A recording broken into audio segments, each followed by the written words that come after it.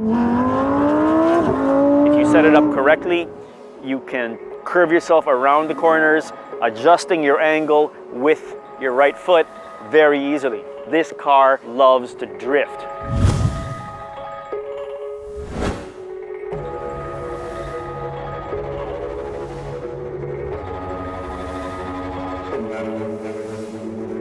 Okay, we are here in Bahrain. It is freezing cold right now, and there's been a sandstorm going on. And we're having a time of our lives because we are with the new Lamborghini Huracán EVO. 10 cylinders of normally aspirated goodness. That normally aspirated goodness gives you a really nice, really controllable power curve. That means you can adjust the throttle very easily. This is important because this car loves to drift.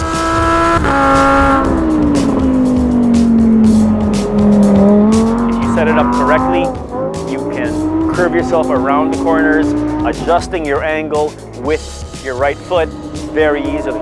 It is an evolution of the Huracán. It is the largest change that Lamborghini has done in one of their cars since they put a new engine in the Gallardo. We choose what was necessary for the guarantee that the car can have the best dynamic behavioral. In this case, we have really a technical facelifting where the modification in terms of chassis control are really the best that you can have, with full of news like rear wheel steering, torque vectoring, LDVI, and all this system allowed us to say that this is really a new car where design modification are slave of the functionality.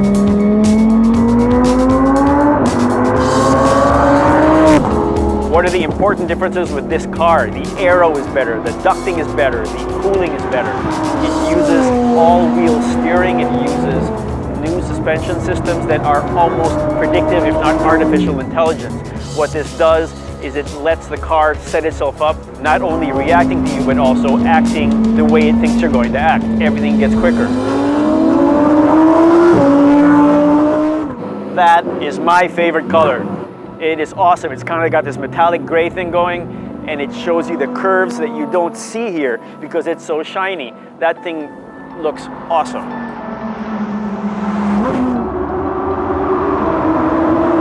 One thing to note, this car does not have the same big wing that the old Performante have. What happens here is this car ends up with less downforce than the Performante. One of the issues people had is the car looks great, but the wing was just a little bit too intense. In my opinion, looks pretty good without it. It looks cleaner, it looks sleeker. If you look at it from the side, you've got this combination race car spaceship thing going. The wing is now replaced with this thing. The air goes this way and this way through these vents and through the sides to compensate for the fact that this big wing is not there. Now that does not compensate completely for the big wing on the Performante.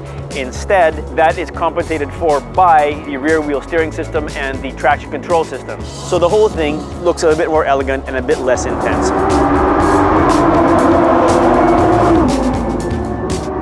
The car here is a combination of the power of the Performante, but in a more drivable, everyday kind of a system. If you want to call it a daily driver for a Lamborghini, it's possible. This is where Lamborghini is now. This is where they are going. Their future is going to be really interesting, but clearly as passionate as ever.